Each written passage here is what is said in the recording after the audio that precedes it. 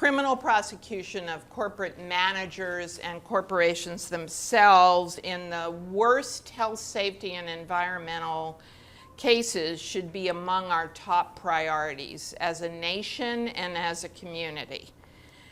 We should work in a concerted and relentless way to promote those kinds of prosecutions. On some level, you all agree that bad guys should go to jail.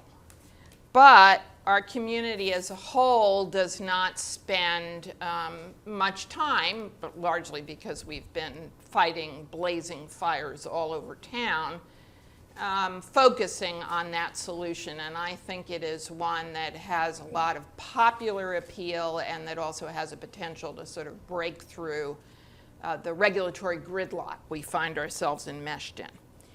So my first argument is a matter of ethical politics or political ethics. Sounds pretty professorial, doesn't it? As Rob mentioned, we have a long-standing neglect of white-collar crime in this country. It is extraordinarily acute. We do manage on some level to fight everyday cases of fraud and embezzlement, even at the state level. But at the federal level, there has been a shocking neglect of these kinds of cases.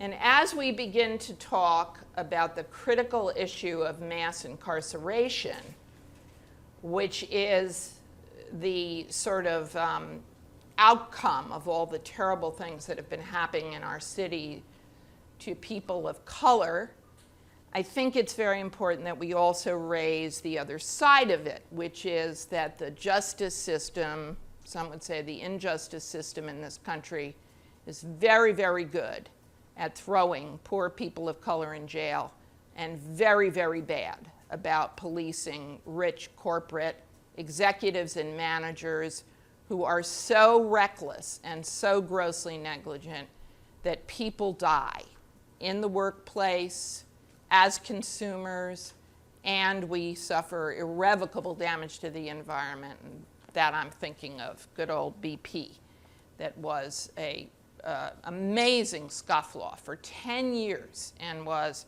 wrapped on the knuckles many times until its final act was so sensational.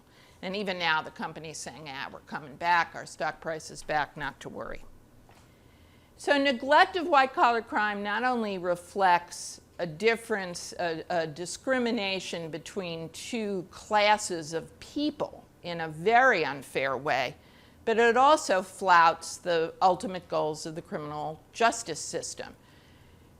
Long-standing belief that criminal prosecutions are good because they punish people, they deter crime, and in the white-collar area, nothing could deter crime more effectively than having the FBI or the state police show up at your door to interview you as a potential target.